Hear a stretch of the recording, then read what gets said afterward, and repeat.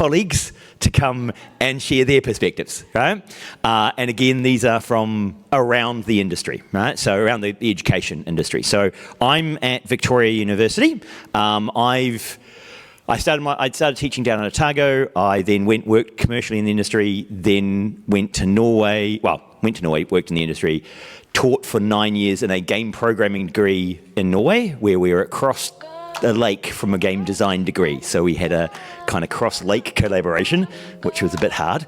And I did that for 9 years. I came back to Vic, and I've grown from one course we were offering to being a degree stream at Vic teaching game programming. We also have game design. So that's kind of my position at the moment is I lecture here at Vic, and I have a 20% position still lecturing remotely to Norway, because after 6 years they still haven't been able to hire someone to replace me at their university.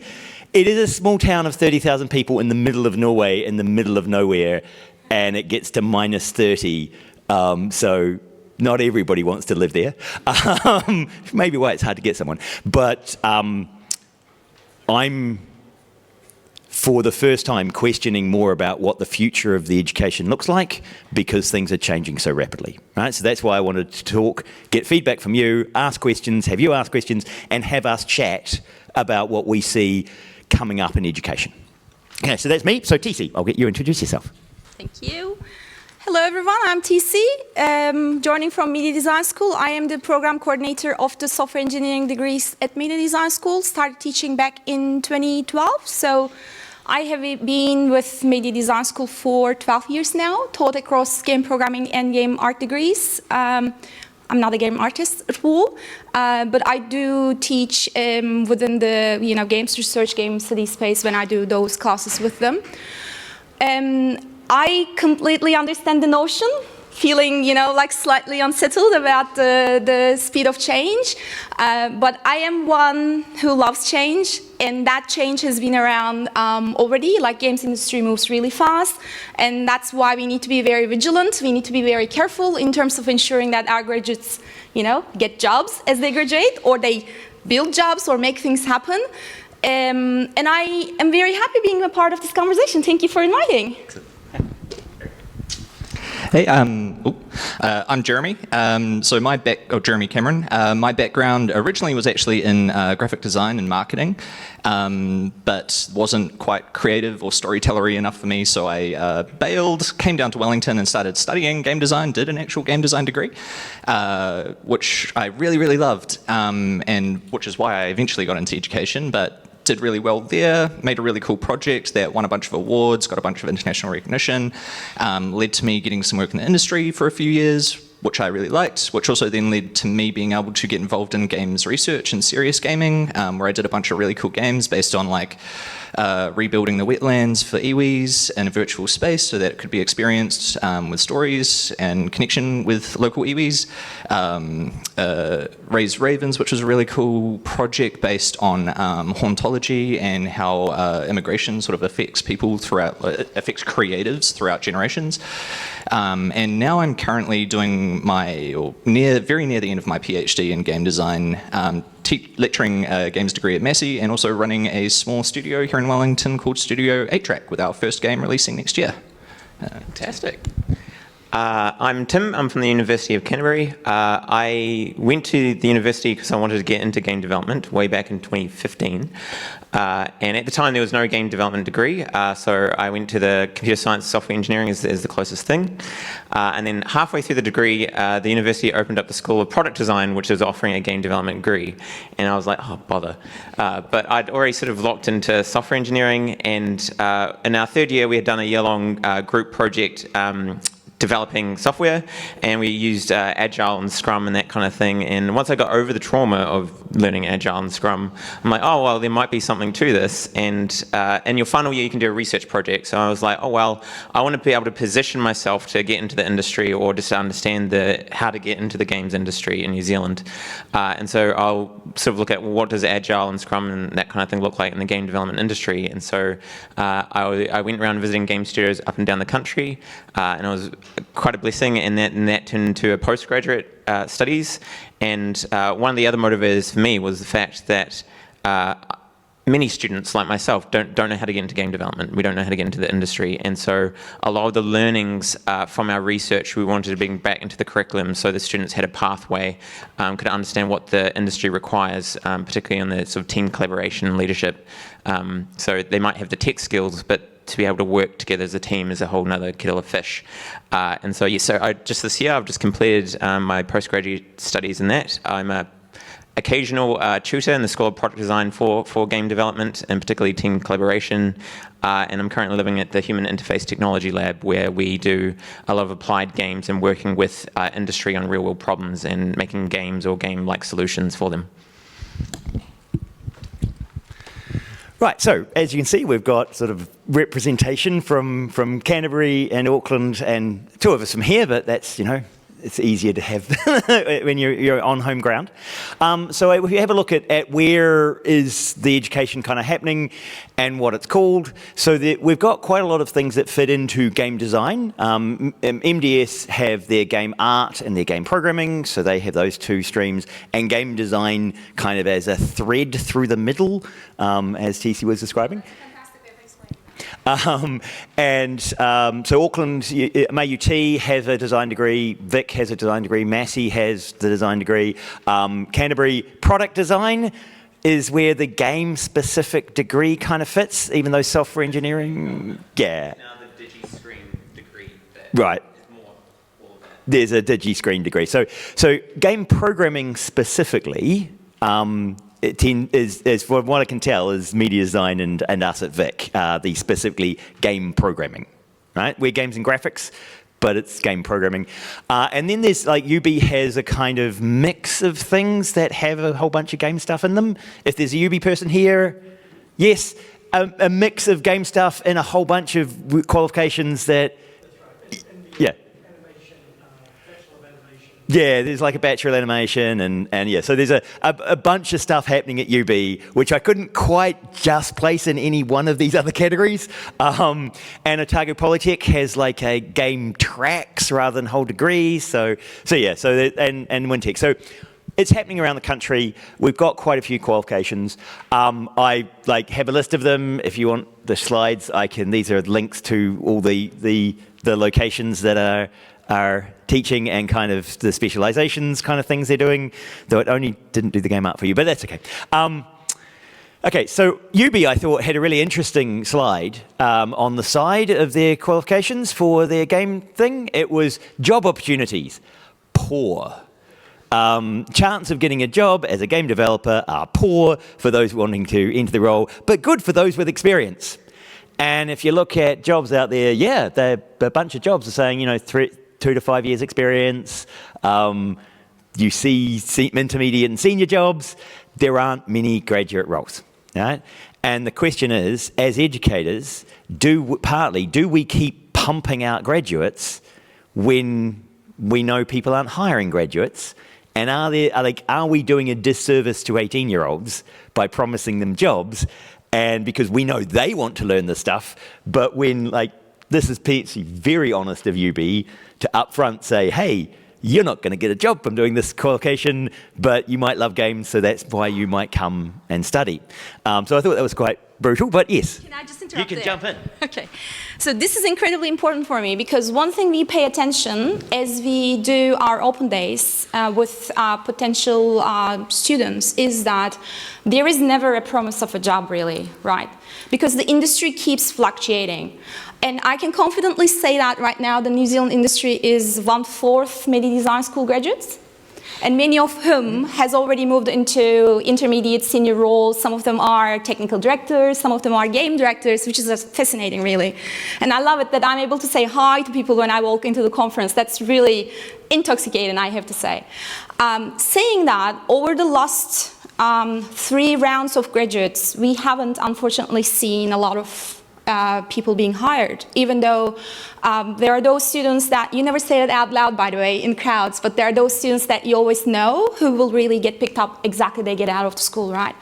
But when you see that they're not even getting hired, that's a sign of something happening in the industry. And like when I have a chat with the industry friends here, they all are saying that they are struggling to, like carry on. So this is a time of stagnation, which will hopefully change, right? But I hear your question in between the lines, like what is the source of that stagnation perhaps, or like what is that rapid jump from, let's say, 6 months ago or a year ago when they were hiring a whole team as they complete a game. This is, by the way, very valid for us. We have seen that happening a lot, and that's very, proud moment for us. But then it doesn't happen anymore. Like that's a question that we kind of have to ask, right? Like what's changing, what's going on, and how we're going to really address that change, right? Yeah. Thank you. Yeah. So I'm also happy to have other people put their hand up at any moment, interrupt me, and also I'm very interested in having feedback from the group, right? Because I'm assuming in there, how many do we have current students? Couple of current students, recent graduates who are looking for work? No? Okay, so we've got a bunch of people who are currently working in the game industry. Some. Oh yeah, no, that's good. So I'm really keen on your feedback around what you think we should be doing, right? This is, yes.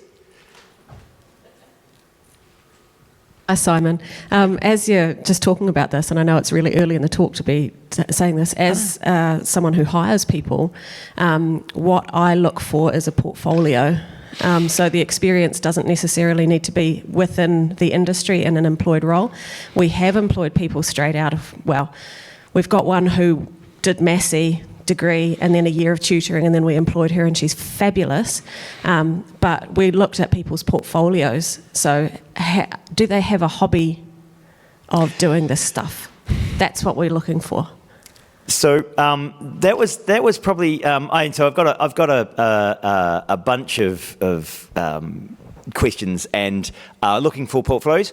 One of the things that when I created the degree, my first game course back in 2004, so the 20 years ago, Mario was concerned because he'd been, up to that point, he'd been able to use the question, have you made games, as a measure of how enthusiastic you were about the industry.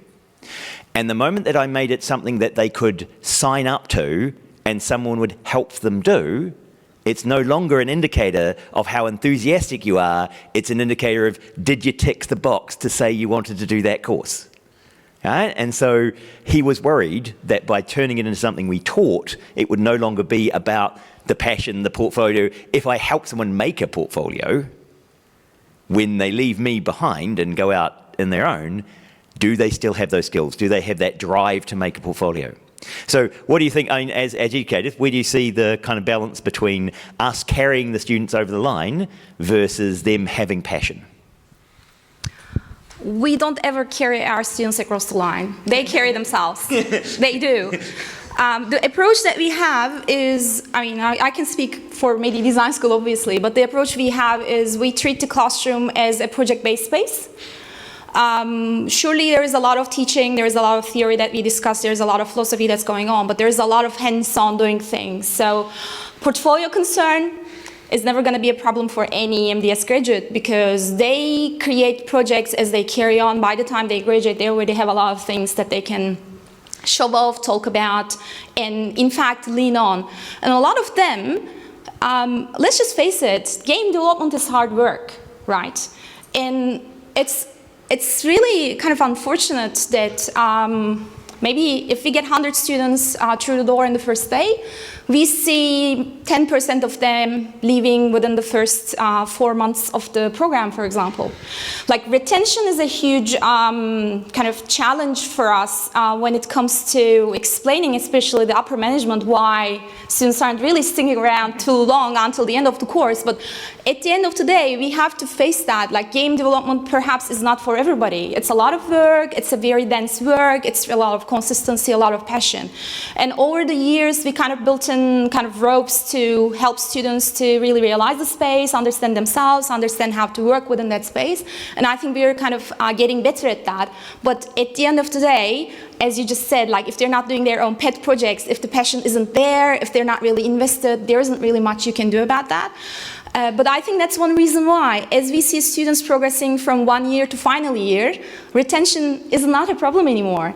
Because once they realize how they can really exist in that space, they actually carry on, they create, they're happy, they have more and more projects, and they thrive actually when they get out.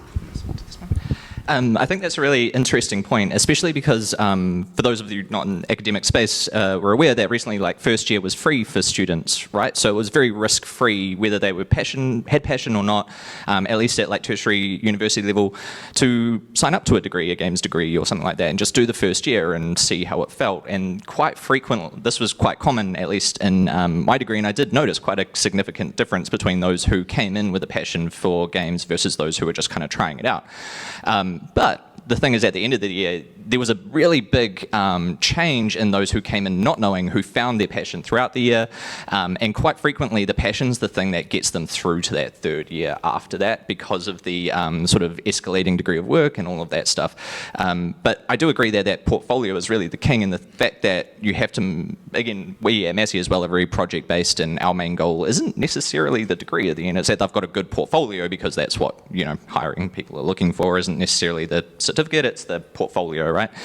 But that passion really does show through in their portfolio usually. I mean, there are some that do treat it more as a job and have a bit more of a structured portfolio with not as much like creative or innovative work, but most of them tend to still be consistent enough or good enough that they've made it to the third year, finished the third year, and still managed to get some portfolio work out, that they would still be a good hire. They may just be a 9-to-5 worker rather than those people that are going crazy. But I think those people are important too, you know, those people that work in the team and those people that contribute without necessarily needing to be a lead or a crazy passionate person. They just enjoy the work, they enjoy programming, they enjoy design, whatever, yeah. Golly, I could talk on this subject the whole time. How much do we put in versus how much the students put in? I think, as the others are saying, like, at the end of the day, every single person owns their own success in terms of like how much effort they put in. And one of the things I do is teach the final year students how to get into the games industry in the New Zealand context. And one of the things I stress is portfolio. And it's not simply a demonstration of your skills and talents as a game developer. It actually says so much more. Like, it says something about your character, because you were able to see a project, a game development project, all the way through to the end, which, you know, you've worked with a team and gone through like all those team dynamics difficulties or the team conflict. Our first year is like a culling year. Like, a lot of them haven't done it like from high school, like a proper team project, and now they're throwing into game development, needing all these skills, working within this sort of time-pressured environment. As you say, like, a lot of people just aren't, they either don't have those skills or don't have that inclination, and they just fall out. And yeah, and upper management might not understand that game development demands not just so much of your time and energy and passion, but actually it's a test of character, and you need to have patience. Like, I was doing my workshop on Thursday on what professional game development needs, and we're talking about change, right? And how we have to respond to change. That is the industry that we're in. It's so fluctuating all the time. And agility is about being able to respond to that change. How do you be able to respond to that change? You need to learn. Because the moment you think you've reached an effective zone, the goalposts have moved. So you need now to adjust. And so your capacity to learn new things is a key skill in game development. And you need an environment where that can happen. And for example, you need to have a certain level of humility. So in order to learn, you must understand, oh, there's stuff out there I don't know, which means that there's sort of an acknowledgement of your limitations and that you need to be stretched in some way. And some people just don't naturally have that and need to be challenged on that and need to grow on that. And so game development's like this sort of refining fire. And once you know, if you persevere and go through it and come out the other side, you know, it's not just you've grown professionally, you've grown as a person. And so from our end as educators is to make that as clear as possible and to set the expectations. Because, yeah, if they go through school, for instance, and they're like, oh, you know, I'm special and I'm a new snowflake and I can create this new Warcraft game or whatever, and then hit the reality, like, yeah, people's dreams are crushed, but then we haven't helped prepared them if you know, if we feed that without actually saying the hard realities that most studios won't hire juniors because of the risk, or a lot of them are startups themselves and don't have the money, or like it's just too much. That there's all these factors at play, and so yeah, as much as possible, preparing them for the real environment, but while being in the safe environment of the university, it's a really delicate balance that we have to do. And I could say a lot more, but yeah.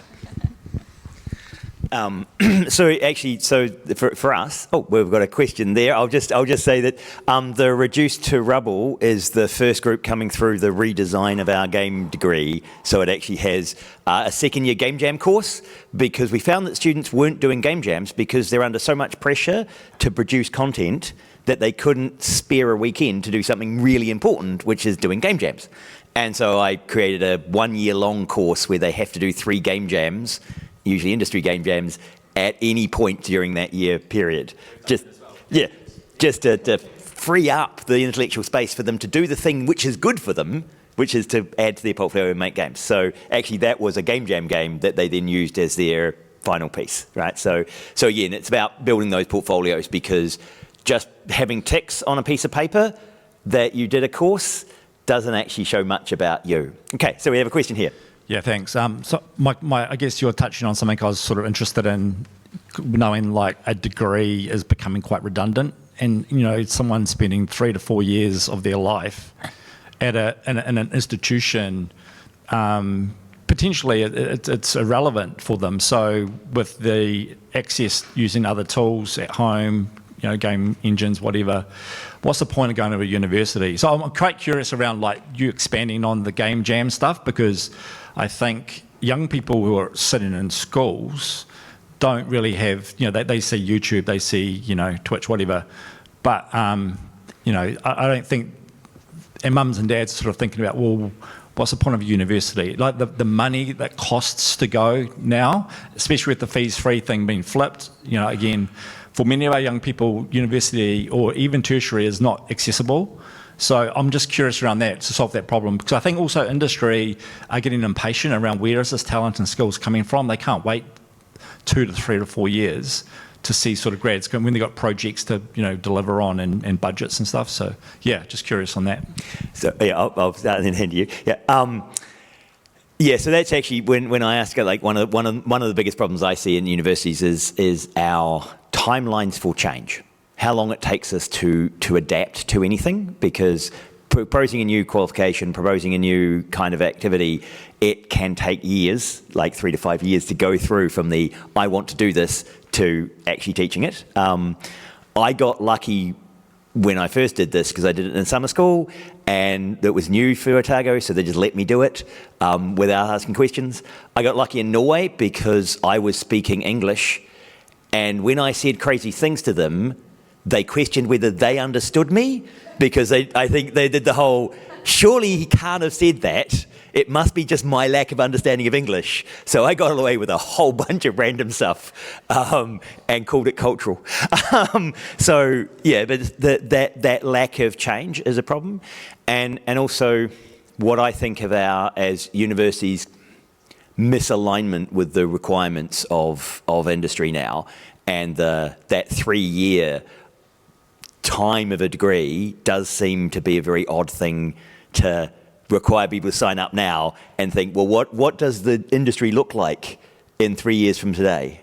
And how do I know what I should be teaching in 3rd year in 3 years' time? That seems like a ridiculous length of time to be predicting into the future now. So I think that's one of our biggest challenges. And yes, we need to find a different way of doing this.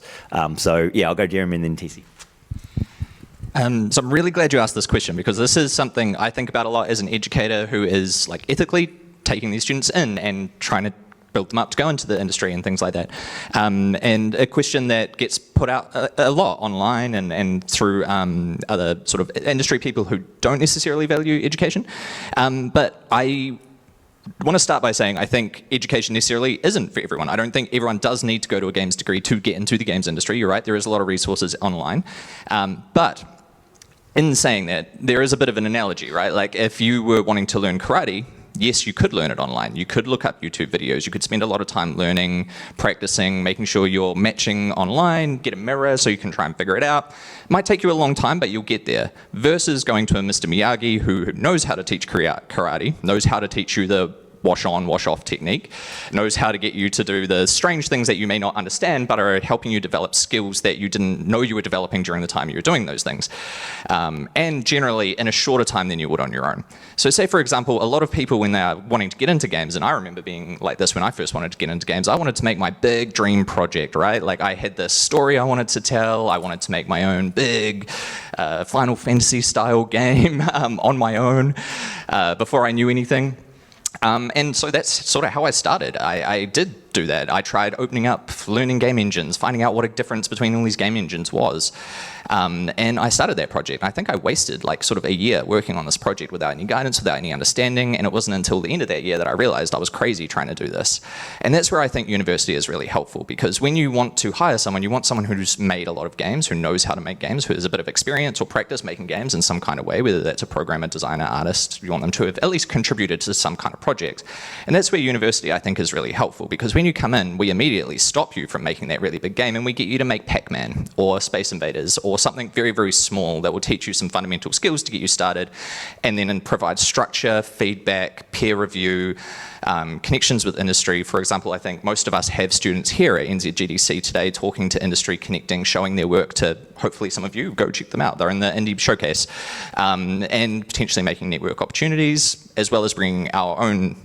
For example, I'm industry active, I've got my studio running, we frequently work with other studios and frequently bring in other industry to talk to or allow for options for internships through either my own work or through other studios that I'm connected with. That's where I see the benefit of university for people who aren't as self-motivated, is structure, feedback, networking, peer review, that kind of stuff. And again, I do agree, the certificate isn't the thing that you should be getting out of it. And if you get the opportunity to get a job in second year and exit in second year, I always tell my students to do it. And we've had that. They've gone off to Pickpock because we had one student design like a ray tracing system from the ground up, and Pickpock was like, sweet. And so that's where I think university is helpful. Not necessarily for the degree, but to help provide you structure, support, mentorship, fellow students, and help you get in a like-minded environment. Because it's hard to do it on your own while you're working a full-time job trying to make a living, as well as learning this entirely new language and skill, because game development is so multifaceted if you're trying to do everything. That's my 2 cents anyway. That was wonderful, thank you. Okay, so I think that's a brilliant question. You know, how relevant, how current, and how effective university education is, right? One thing I'm incredibly happy about the place that I'm working at, Media Design School, is how agile we are, right? So not being a public uni, in this case a private tertiary institution, has its perks, which is we're allowed to be agile, we're not clunky. We don't have to wait for a lot of layers to give us permission about doing anything, we just do it. And how do we do it? Everybody working in the department has their ties into the industry already. They're already practitioners, so they're practicing themselves, which means for us bringing a new tool into any pipeline that we have is overnight. You may see one of us coming to the campus like a week before the course beginning and just say, you know what, there's this new amazing tool right now. It's just, you know, like getting a lot of use in the industry. So I think I'm going to introduce that into my, you know, content or subject this semester.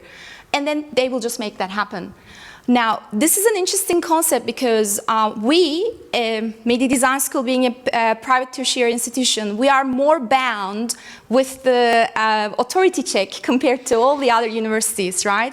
Here's what I mean. When it comes to New Zealand Qualifications Authority, they're more interested in what we're doing, whether we're really delivering the thing that we promise we're delivering. And believe me, it was a hard work at the time convincing them that a game programming and a game art degree was the right way to go, and that it was valid, that it was needed, compared to all the other degrees that you must probably see as just software engineering or computer science across the world, right? And that's one reason why when we do our student surveys, we tell our students, please give us feedback so that we can carry on what we're doing well, and we can improve ourselves, because we just still have to justify that what we're doing is valid and still on point, right?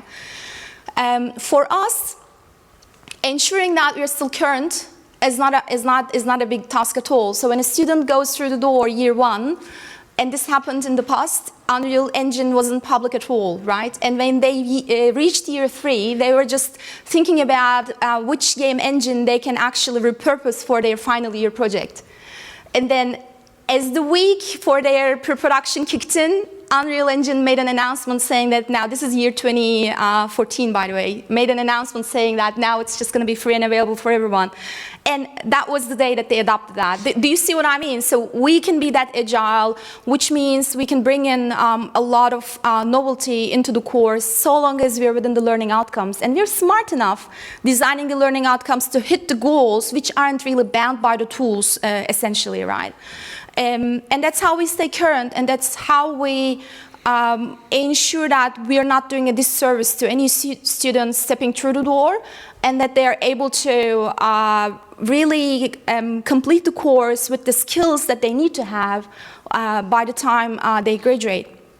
And maybe one more point that I can add there is the university education, and I see your commentary for any computer science degree, for example, like by the time people graduate, they don't necessarily have a lot of like kind of on-hands experience doing like anything. And we have had, by the way, a lot of students who were graduates of like some really big universities across New Zealand coming to us to just study another bachelor's for game programming. And it is sad, but they in fact weren't really any more than a year one students, they didn't really have any more than a year one student knowledge, actually. There wasn't really a lot for us to be able to cross-credit either, right? So that is also telling about the clunkiness versus agile, like approach and hands-on approach, project-based approach. So I think it's really important that we question how we can make the university education more current, how we can make it more effective, how we can make it really true to what it needs to be, so that we are able to ensure that the industries that the graduates are going in, whichever industry that is, really receiving effective people that are operational. Yeah. Just one more point quickly. Just wanted to touch on that because that's a really, really good point, is the university facilities are also very valuable. For example, at Massey, we've got a motion capture studio, full industry standard voice recording studio, virtual volume, all that kind of stuff that students have access to, no charge, that kind of thing that, usually costs anywhere upward of 10 grand a day to rent out kind of thing. So having access to those facilities, as well as being able to build teams within university, that can be really tricky as well. Like our third year teams, their whole final year capstone project is to form a team and create a game over a year, along with our support and facilities. But that's quite tricky to do in the outside world when you're trying to connect a network with people and get people to believe in an idea you might have. And those getting 5-6 people on a sort of a salary that they can live on to work for a year, it could cost upward anywhere of $250,000, whereas they can do that at university without that sort of need to get funding as well, which is really helpful.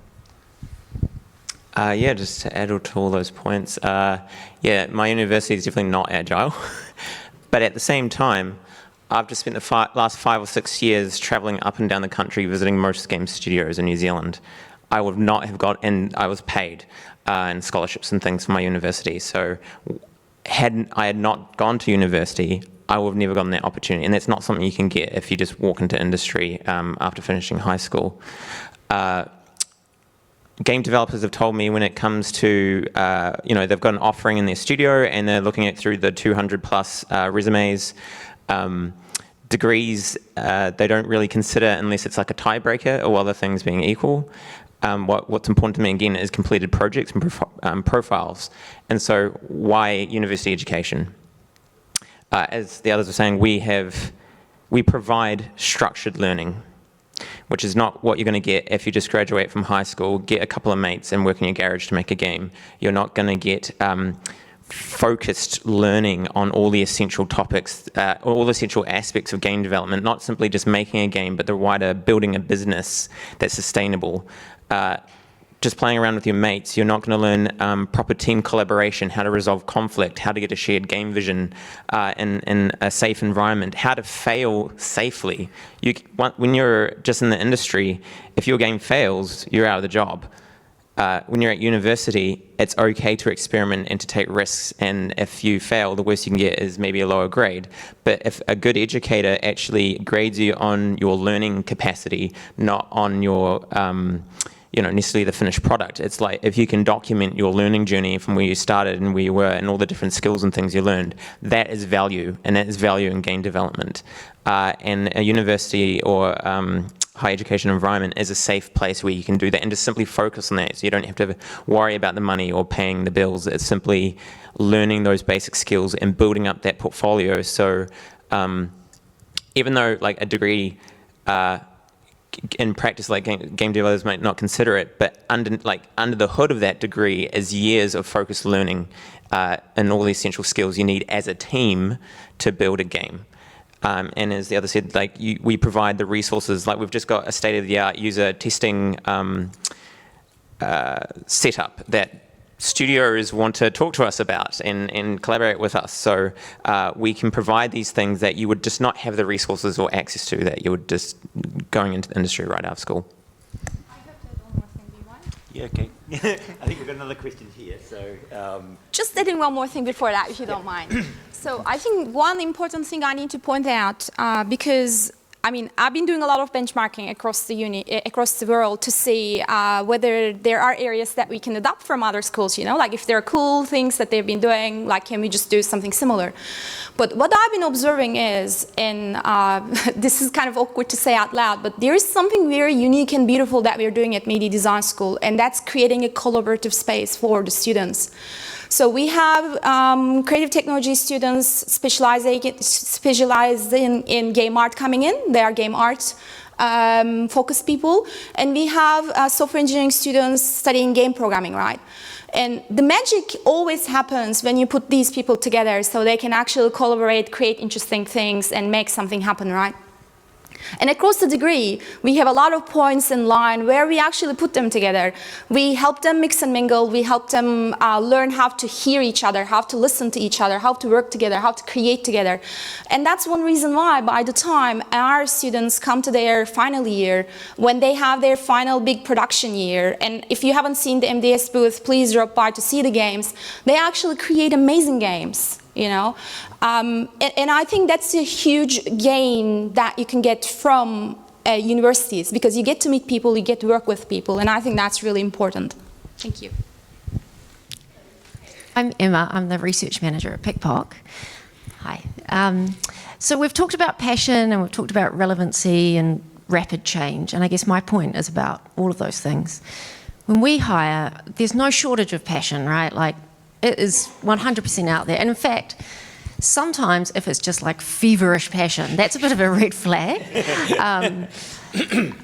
What I'm increasingly finding, especially while we mature, the whole industry matures and we're more aware of the business side, commercial acumen, your ability to think strategically, understand what product market fit is, those kind of things are becoming increasingly important, and not just for the insightsy numbers people like us, not just for production, but artists and designers as well. So is that something that you guys are finding that is something that you could offer? And also, are there any plans for a games user research and market research course? Because there is no talent pool in New Zealand. We have to train everyone up from scratch. Okay, so the two parts, the second part, the game user research. So yeah, I brought Lenny over a couple of years ago because I knew Lenny because he came and did his masters with me on the first game course I taught. He did his masters on how we taught that course, right? So it was and he's amazing in the game user research, and that's he's leading there. We've thought about it, but it's getting resources and someone to teach it, right? Because the problem is that if we can't get the staff to teach a course, we can't offer a course. Part of the reason I'm still working in Norway is because we can't get game programmers who have PhDs. And it's hard, like game user research, there are more PhDs in that area, so we might be able to build something up, but we need to create demand for it. Now, the first part of your question was the commercial acumen. Yeah, so what we did is part of what I did to move my curriculum earlier in the degree was to open up space in my third year so that I could bring in Navi and bring in code and talk about the business of gaming. And because before, when I'm just teaching them how to make a game, if they've only got enough time to learn that thing, then I don't have time to put the business side in as well, right? So I've actively done that to try and make them more aware of where they fit, make them understand when they're doing productive work versus exploratory work, and where they're adding value by learning something versus actually making something they can sell. So yeah, so I've tried to introduce that. And I was just going to say, one of the other things that we do as universities is, and this is a terrible problem with going online, which is also why it bothers me, is often when you're working on a problem and you don't know that you should ask a question yet, right? Because you're going down a rabbit hole, you're solving your problems, you're working on them. If you're in the lab and I walked behind you, I could look at your screen and go, oh, you're way down a rabbit hole. You need to wind back up and you should actually be going this direction. But when we wait for the student to ask us the question, they have burned so much time doing irrelevant things that aren't helping them at all, and before they get to the point where they ask a question.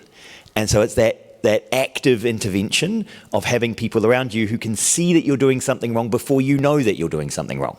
Right? So that's actually a huge value that we offer, because we've seen so many students fail in so many interesting ways that we've kind of seen that path and know where it goes. Right? So that's one of the values we add. So no, I've actively tried to add more business stuff into our degree exactly for that reason. So yep, I'll hand. Yep. Great question, actually. I'm glad you brought it up, because I come from a marketing and advertising background, so user research and user experience is a big part of my background and something I'm very passionate about. And I find is really hard to get early students passionate about, unfortunately. A lot of them come in wanting to do the fun creative side, but the business side is usually a bit harder to teach them how important or how fun it can actually be. But yes, I do agree it is very important. It is something we are starting to roll out across Massey. We've just introduced a game production paper where the core part of the paper is understanding how to pitch and communicate about your game idea, how to position it in the market, how to understand your player profiling and who you're trying to make your target player persona for, and how that exists alongside Quantic Foundries player motivation models. And that kind of stuff as well, which is always really great. We also force them to go through a validation process in their third year projects when they're pitching their projects to say, how commercially viable is this? Are you making it for an experimental process? You're not expecting any sort of income on it? What's your sort of return? How much would you expect to be paying your staff while you're working on this project if you were paying them? But also, how much would you expect to return? How much, what's your playtime? Is it refundable? What consoles are you releasing across? How are you managing accessibility and inputs and that kind of stuff? So yes, where we can, but unfortunately, Simon brings up a really good point, is it's quite difficult to find, I imagine just as game industry has trouble sometimes with skills shortage, so do we. You do need to be able to find those people that can teach it, and I guess Massey was lucky enough that I had a background in it. But I don't think that's quite a common thing for a game design or school, because usually it sits within a software or comp sci or some other sort of greater college, and then there's usually a business college as well, which usually has its own papers. But I do think it's really important, and I do think we should be staying more active and making sure our students know that, especially as they move into an industry where they're having to market themselves a lot more as well. There's not as much of a 100% I'm going to go and just get a job and do their own thing. There's a lot of opportunities for them to hustle a bit, making Roblox games or UEFN games, or making small indie projects that they're releasing, or App Store games, for example. And knowing how to market and position those is really helpful, because then they get that experience that leads them into the industry. Can I add to that? Yeah. So I'll just cycle through. I had a lot of slides of potential questions. Right? so we have questions on what are we removing to add more content, because things change. You've got to remove stuff, and we just add stuff. AI. This is my challenge question to all of you. Currently AI is better than my first year programmers. AI code tools are developing faster than my first year programmers. Therefore, my first year programmers will never be better than the AI at programming. Now, you people in the room might be better than the AI at programming, but if it's developing faster than they can learn to be a programmer, then what is the pathway to being a productive programmer if if they're behind the wave, right? So that's the question. There's a lot of AI and content creation, broadening ed creation. Are we graduating too many? There's a bunch of numbers around it. Are games the way that we get out of the AI apocalypse? Because games are about engagement. Many of you will have noticed that kids are starting to disengage from school. They're feeling there's an engagement crisis. Maybe the games are the way we get back engagement, because that's what we do, is we use engagement as our way to connect. So, you know, as if, this might be close to your, as a dyslexic 15-year-old who's struggling for NCA and might not fail it, what is their pathway to becoming a productive person in the game industry, when they might be brilliant at a whole bunch of things that are useful in the game industry, but they can't get the qualifications to get to university or get to tertiary stuff. So what is their pathway? How are we as universities supporting that? And you know, is the GDSR going to help increase motivation? So I had a whole bunch of those questions, but as you see, well, I'm quite happy just to respond to what was in the room. So TC, you can finish off. I just wanted to say, I just wanted to say one thing. So I think it's interesting when we think about hireability, it's always about those hard skills that you can kind of create to work, and soft skills that allows you to work with people and really kind of be approachable, right? And thank you so much for that question, because theory is something that we always have to justify to students, because everyone just wants to do things. When you ask them to think, they're like, well, you're asking me to think. Why do I have to think? Do I need to think? Can I just make it happen? You know, can I just make it happen? They love that more than anything. But there is this reality. Game studies as a field is absolutely underappreciated, and game design actually feeds on game studies. We need to read more, we need to talk more so that we can think higher, we can think deeper, we can think about more interesting, more articulate things, right? And in including that into the curriculum and justifying that use, I think is already a basis for more sophisticated ways of engaging with games. And games user research is an important element of that, right? Unless we understand our users, who are we making the games for anyway, right? And our users are going to keep changing all the way through. And again, this is just turning into an MDS marketing. I'm so sorry, but we do make sure that we engage both our game programmers and game artists with theory throughout. Now, they may or may not choose to exert that theory when they graduate, because they graduate with a programming passion or an art passion, but I think it's incredibly important that philosophy, the discussions around everything that's present in the discipline, which is essentially overlapping from a lot of different areas, right? Because game development is very holistic anyway. And that philosophy is essentially feeding into their day-to-day work, even though they don't necessarily realize it as they're doing that. And I totally agree with you. It's incredibly important that it's never neglected within the stream of education, so that we have not only robust graduates in terms of hard skills, but also really well-rounded people who are able to think about the wider consequences of the games that they're making and the people that they're playing them. Yes. Yeah. We do have, I think we've got like 3 minutes, so we probably have 2 minutes. So we have one more question, I think. One more question? Sure. The theory is so important. So that's, again, something you want to answer the previous question. The value of what the university offers is the theory. And as game developers, the research that I've done is that a lot of game developers struggle simply because they don't understand the why behind their practices and way of working. And so there's a lot of anti-patterns and collaboration issues simply because they're not thinking about their working as they work. And university is a place, and this is the research that we're going to bring into our curriculum, is how to think about your way of working to improve it. And that's not something you're going to get in the industry. And Emma, to answer your great question, and again, yes, I would love to plug yes and yes, games user research and the commercial curriculum. So where I am at the Human Interface Technology Lab, our graduate, master's and PhD programs is specifically in games user research for applications. So students learn about the theory, the different concepts you want to test, and actually set up a user studies where we'll bring in people and they'll test some aspect in a game or simulation, write up the results. We've got, over in the psychology department, collecting player telemetry for various studies, because the data coming from the game industry for like data science and data analytics is just so rich and helpful. So we're definitely moving in that space. And then secondly, with the commercial and business acumen, with the new DigiScreen degree, the first year students get papers in art, design, programming, group work, business, and a few other things. So they get that broad range of skills. They then pick a specialty that they want to go into, and then their final capstone project, they get students for each one of those disciplines, like the business, and then have one of each in a team. And so they do their capstone project, where you've got people who've got that both the broad understanding and then have gone deep in one of these different things. And so one of the core skills that we wanted to equip our students with is, yeah, you're making games, but games is also a business.